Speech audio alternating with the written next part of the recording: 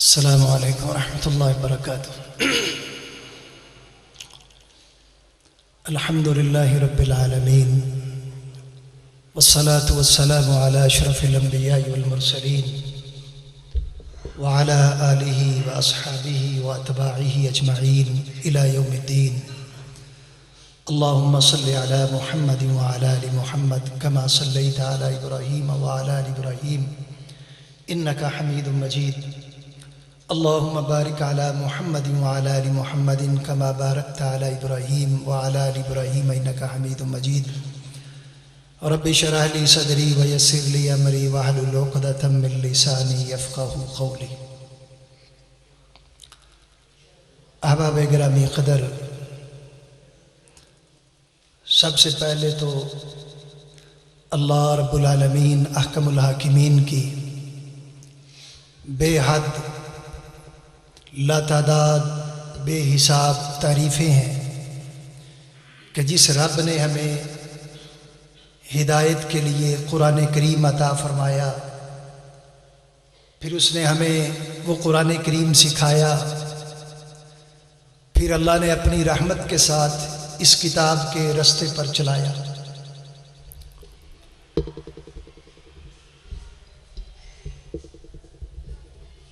درود و سلام امام الانبیاء سید الاتقیاء امام الہدیٰ قدوۃ الصلحاء جناب محمد الرسول اللہ صلی اللہ علیہ وآلہ وصحبہ وسلم کی ذات گرامی پر ہوں۔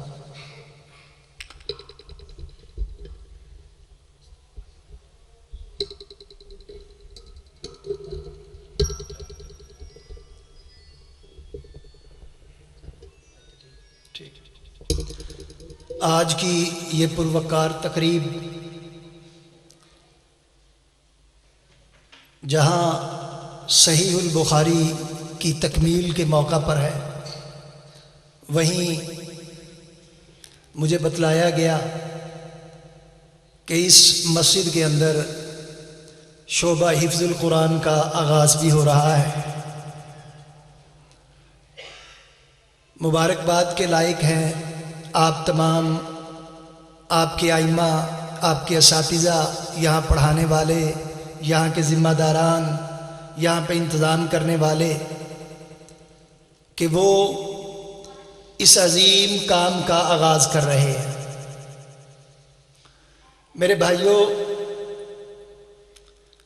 لوگ سمجھتے ہیں کہ وہ زمینیں بنجر ہیں جہاں پھل پھول نہیں ہوتے، فصلیں نہیں اگتی، مگر میں سمجھتا ہوں کہ جن جگہوں پر میرے رب کا کوئی نام لینے والا نہ ہو، کلام اللہ کی تلاوت نہ کی جائے، محمد الرسول اللہ صلی اللہ علیہ وسلم کی احادیث مبارکہ کو نہ پڑھا سنا جائے، وہ زمینیں بنجر ہیں۔ کہتے ہیں جن خواتین کے ہاں اولاد نہیں ہوتی وہ بانجھ ہیں۔ میں کہتا ہوں کہ جو 8-8 10-10 12-12 بچے بھی جنم دیں لیکن کوئی ایک بھی کتاب اللہ کا قاری نہ ہو، حافظ نہ ہو، کوئی ایک بھی کتاب و سنت پڑھنے والا نہ ہو، اس کے ساتھ محبت کرنے والا نہ ہو، وہ بانجھ ہے۔ لوگ یتیمی کا تعارف کرواتے ہیں، کہتے ہیں والدین فوت ہو جائیں تو وہ یتیم ہے، مگر میں سمجھتا ہوں کہ والدین بھی ہوں، چچا تائے بھی ہوں، ددیال بھی ہو، ننیال بھی ہو، لیکن اگر کوئی ایسا استاذ نہ ہو جو اسے قرآن کریم پڑھا سکے، سکھا سکے، قرآن کریم کی آیات حفظ کروا سکے، اسے رسول اللہ صلی اللہ علیہ وسلم کی احادیث پڑھا سکے، وہ یتیم ہے۔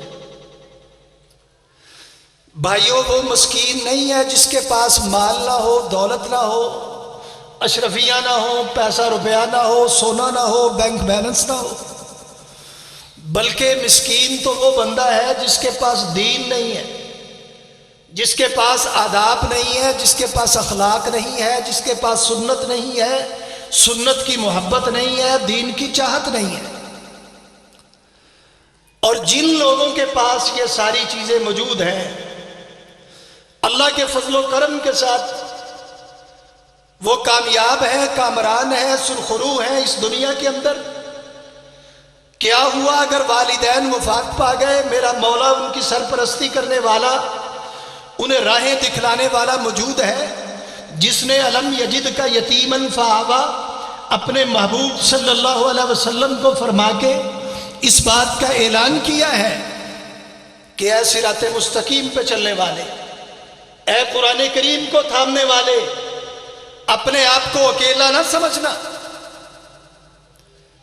حضرات گرامی قدر، یہ عظیم الشان کتاب، یہ شاندار کتاب جس کے حفظ کے شعبے کا آغاز ہونے جا رہا ہے یہاں پر، اللہ سبحانہ و تعالی نے اس کتاب کو آپ کے مقدر میں رکھا ہے. اس بات کو معمولی نہ سمجھیے. دنیا کے اندر ہدایتیں تو چلی آ رہی ہیں. اللہ تعالیٰ نے آدم علیہ السلام کو بھی ہدایت ہی عطا فرمائی نا. سیدنا نوح علیہ السلام کو، ابراہیم کو، اسماعیل کو، موسیٰ کو، عیسیٰ کو کتابیں آتی رہیں، صحیفے آتے رہے. وہ ساری ہدایتیں تو تھیں، لیکن ان میں کلام اللہ کوئی بھی نہیں تھا. اللہ کی کلام نہیں تھی. یہ کلام اللہ، اللہ سبحانہ و تعالیٰ نے آپ کے نصیبے میں رکھا ہے، آپ کی قسمت میں رکھا ہے. آپ کو اندازہ ہی نہیں ہے کہ اللہ نے آپ کی قسمت کو کس قدر اعلیٰ بنا دیا ہے. احکم الحاکمین نے اسے لوح محفوظ کے اندر قلم بند فرمایا. پھر جبریل علیہ السلام کے قلب اطہر پہ نازل فرمایا. جبریل کی یہ ڈیوٹی لگائی لیلۃ القدر میں، لیلۃ القدر کی رات میں بیت العزہ میں نازل فرمایا.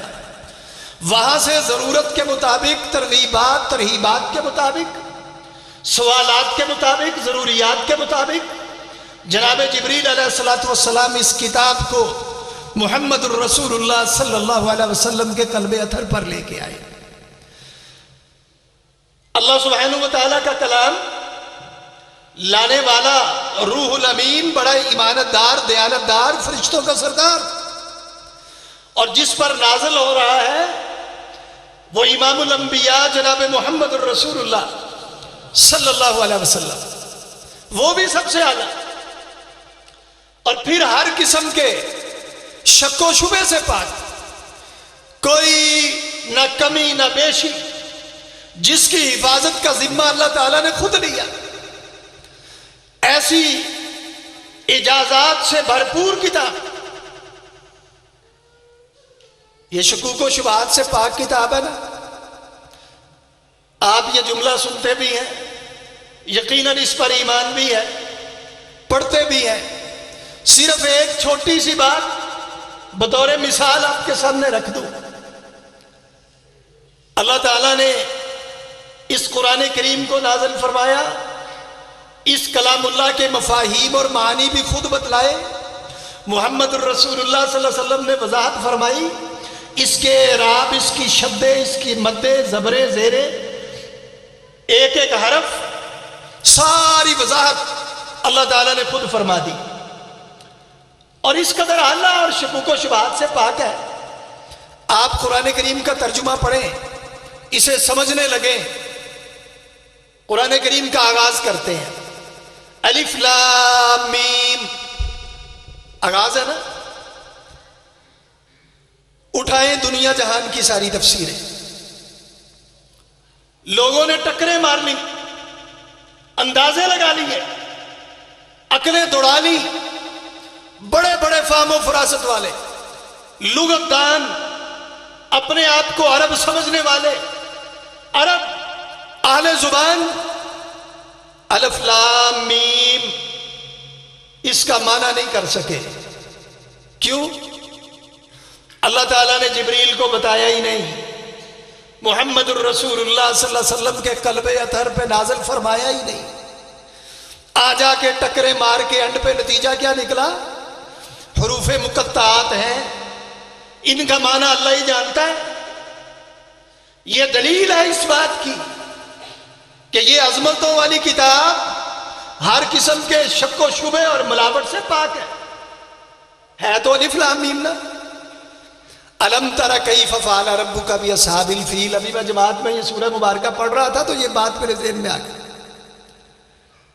الم تر کیف فعل ربک باصحاب الفیل الم یجعل کیدہم فی تضلیل الم نشرح لک صدرک۔ یہاں پہ بھی شروع میں الف لام ہے، علماء بتلائیں گے، اساتذہ پڑھائیں گے، یہ حمزہ استفہامیہ ہے، اس کا معنی کیا؟ لم جہد کا ہے، اس کا معنی نہیں، کیا نہیں ہے، وہ بھی الف لام میم ہے، یہ بھی الف لام میم۔ اس الف لام میم کا معنی اللہ نے نہیں بتلایا، کسی کو پتا نہیں ہے۔ یہ الف لام میم اللہ سبحانہ وتعالیٰ نے اس کا معنی واضح کیا ہے، محمد الرسول اللہ صلی اللہ علیہ وسلم نے صحابہ اکرام کو سمجھایا ہے، ہم تک پہنچا ہے۔ چنانچہ یہ کتاب جو جیسی تھی ویسی کی ویسی آج اسی حالت میں ہمارے درمیان موجود ہے۔ یہ صرف الف لام میم ہی آپ کو اتنی بڑی گواہی دے رہی۔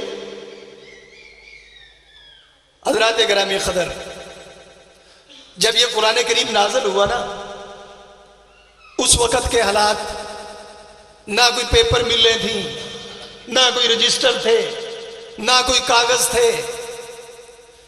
میرے محبوب صلی اللہ علیہ وسلم لکھواتے، کوئی کپڑے پہ لکھ رہا ہے، کوئی جو ہے وہ چمڑے کے ٹکڑے پہ لکھ رہا ہے، کوئی درخت کی چھال پہ لکھ رہا ہے، کوئی ہڈی کے اوپر لکھ رہا ہے۔ جو چیز ملتی ہے، جو دستیاب ہے، وہ لکھا جا رہا ہے اور اسے محفوظ کیا جا رہا ہے۔ اور محفوظ جو کرنے والی جگہ ہے وہ ایک برتن ہے۔ مورخین نے لکھا، مفسرین نے بیان کیا، گھڑے کی شکل کی وہ ایک گھڑا ہے، اس کے اندر سب کچھ ڈالا جا رہا ہے۔ وقت کی تہذیبیں جن کو اپنے اوپر بڑا ناز، وہ روم اور ایران، وہ ہنسنے والے، ان کا مذاق اڑانے والے، اور یہ چمڑوں پہ لکھنے والے جن کے پاس کچھ ہے ہی نہیں، یہ کلمات، یہ الفاظ ہمارا کیا مقابلہ کریں گے؟ لیکن وقت نے ثابت کیا، تاریخ نے اس بات کو واضح کیا کہ وہی جو چمڑوں پہ لکھے ہوئے الفاظ تھے ساری تہذیبوں پر غالب آ گئے۔ ان اللہ یرفع بہذا الکتاب اقواما ویضع بہ آخرین۔ اللہ نے انہی الفاظ کے ساتھ، چمڑے کے انہی ٹکڑوں کے ساتھ، کپڑے کے انہی ٹکڑوں کے ساتھ، انہی پتوں کے ساتھ، وہی درختوں کی چھالوں کے ساتھ اللہ نے اس قوم کے مقدر کو بلند کیا۔ عرب و عجم کے حکمراں بھی بنے، قابل عزت بھی ٹھہرے، امام بھی بنے، مقتدا بھی بنے، سپہ سالار بھی ٹھہرے، فاتح بھی ٹھہرے، ساری دنیا کو اللہ تعالیٰ نے ان کے قدموں میں لا کے رکھ دیا۔ یہ قرآن کریم ہے، یہ قرآن کریم کا تعارف ہے۔ اللہ نے اس کتاب کا تعارف کروایا ہے، جس کتاب کی باقاعدہ تحفیظ کا آپ آغاز کرنے جا رہے ہیں۔ میں کیوں نہ مبارکباد دوں آپ کو؟ میرے بھائیوں، اللہ کے نبی صلی اللہ علیہ وسلم، آپ کے صحابہ کرام کی اس کتاب کے ساتھ محبت کی بڑی مثالیں آپ نے سنی، بہت ساری باتوں کو آپ جانتے ہیں۔ میں نے 2-3 چیزیں آپ کے سامنے رکھنی تھی۔ پہلی بات، میں نے آپ کے سامنے قرآن کریم کا مختصر سا تعارف آپ کے سامنے رکھ دیا۔ دوسرا، عمل کے میدان میں، ہماری معاشرتی زندگی میں، ہماری معاشی زندگی میں، ہماری آئلی اور خاندانی زندگی میں، یہ قرآن کریم جو ہے وہ کس طرح ہماری رہنمائی کرتا ہے، وہ کیسے ہمارے ہاتھ کو پکڑ کے، واللہ ہاتھ کو پکڑ کے صراط مستقیم صرف دکھلاتا نہیں ہے، مصیبتوں سے نکالتا ہے، رحمتوں کے سائے میں لے کے آتا ہے، اس کی وجہ سے برکتوں کا نزول ہوتا ہے۔ اللہ تعالیٰ نے یہ پیغام اسی کتاب میں ہی دیا نا، وَنُنَزِّلُ مِنَ الْقُرْآنِ مَا هُوَ شِفَاءٌ وَرَحْمَةٌ لِّلْمُؤْمِنِينَ۔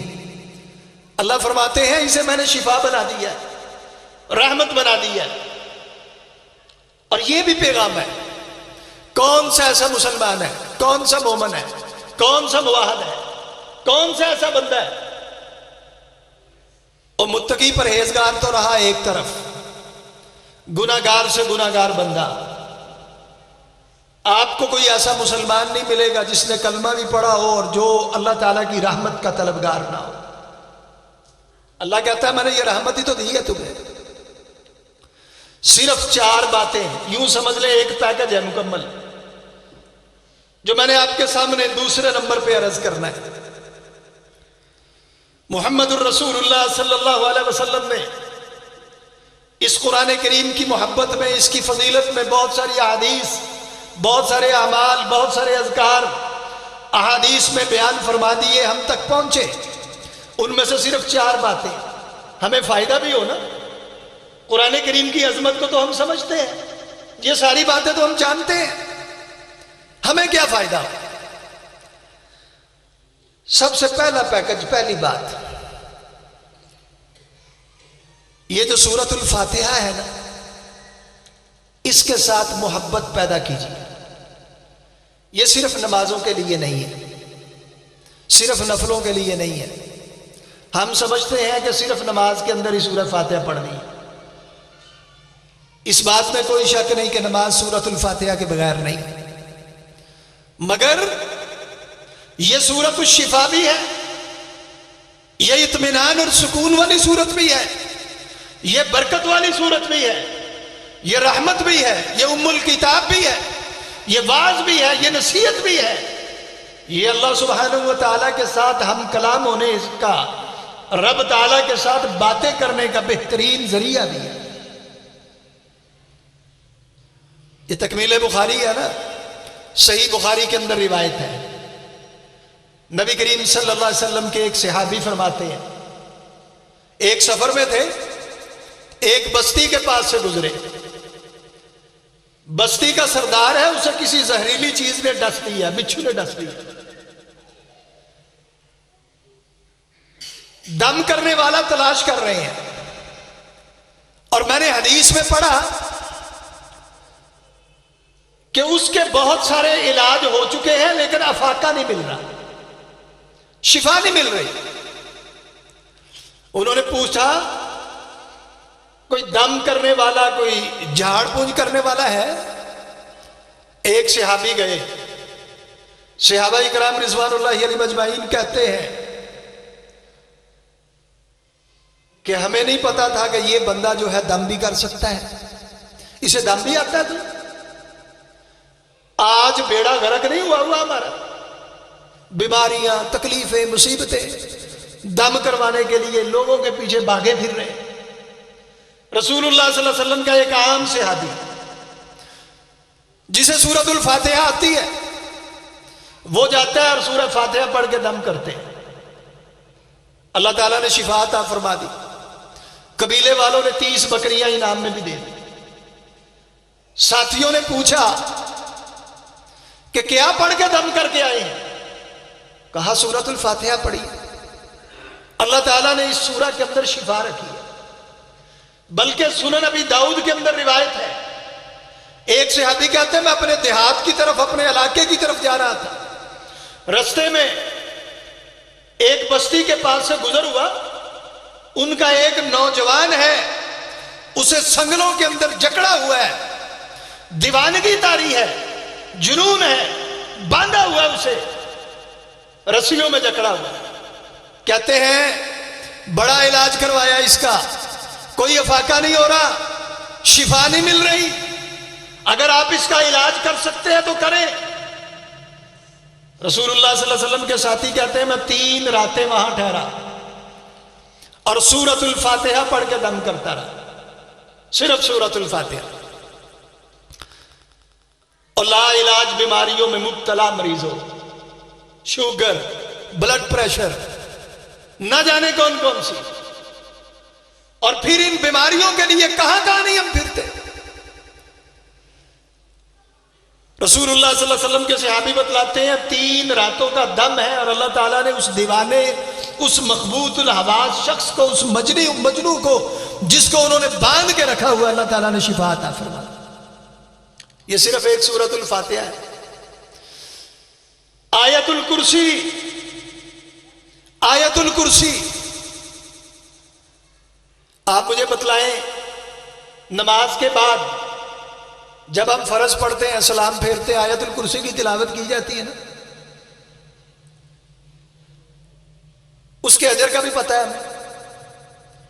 جو ہر فرض نماز کے بعد آیت الکرسی پڑھتا ہے، اس کے اور جنت کے درمیان کتنا فاصلہ ہے؟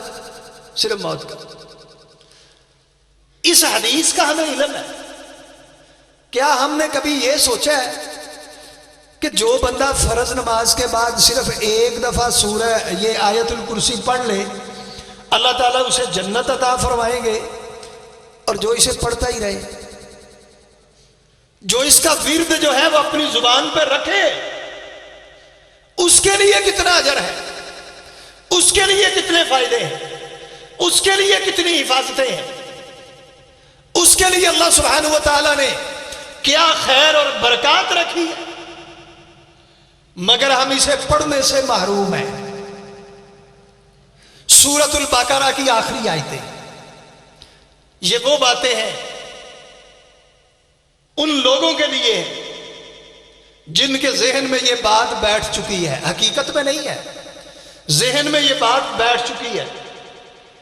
عمر گزر گئی، عقلیں جو ہیں وہ موٹی ہو گئیں، حافظہ کم رہ گیا، اور فرصت بھی تو نہیں ہے، بال بچوں والے ہیں، ہم تو مکمل قرآن حفظ نہیں کر سکتے۔